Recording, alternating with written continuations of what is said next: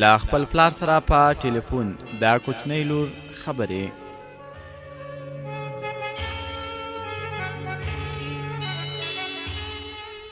سلام پلار جانا، څنګه یې؟ دا جنگ دا ډګر ملګری دی ښه دی؟ سلام ګرانې لورې. هو شکر ټول ښه دي. ته څنګه یې؟ مور دې ښه ده؟ کوچنی ورور دې ښه دی؟ شکر پلار جانا ټول ښه دي. مور مې هم درته سلام وایي. پلار جانا تا ویلي و چې دا جمعې په ورځ راځم، خو رانغلې. څه وخت راځې؟ موږ ټول درپسې ډېر خفه شوي یو. او بله دا چې ښوونځي ته هم تلای نشم. وایي چې تورې جامې واغونده، که نه اجازه نشته. په تمه یمه چې ته راشې د ښوونځي تورې جامې راوړې او بیا لاړه شمه. لور جانې پلار دې له تا زار شي، مه خفه کېږه. نن حتما راځم. په پام کې وه چې نن سهار 8 بجې کور ته راغلی وی، خو له کار راته پیدا شو. دا دی د جمعې تر لمانځه وروسته حرکت کوم او درځم. لور جانې تا ته به ښایسته د ښوونځي جامې هم راوړم، خو ته د درسونه وایه. سمه ده ګرانې لورې؟ سمه ده پلار جانه، په خیر راشې. زه مورجانه دادا او ادې ټول ستاسو په تمه یو. شپې ته وریجې پخوو، اما موږ وبخه پلار جانه چې پیسې کور کې خلاصې شوي او قصاب هم غوښه قرض را نه کړه. لور جانې ستا له خوږې او مینه ناکې ژبې زار شم.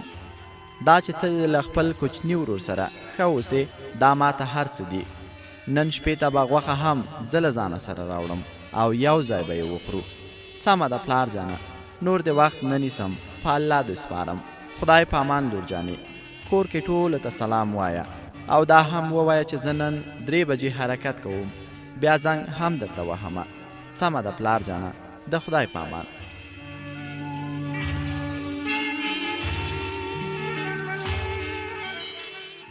مور جانې، مورې، ای مور جانې، لور جانې. مور جانې پلار جان مې ویلي و چې 3 بجې زنګ وهم. دا دی 4 بجې شوې خو زنګ یې نه دی وهلی. ولې؟ خیر لور جانې ته بیا ورته یو زنګ ووهه. مور جانې خپل ټلیفون ته ځواب نه ورکوي.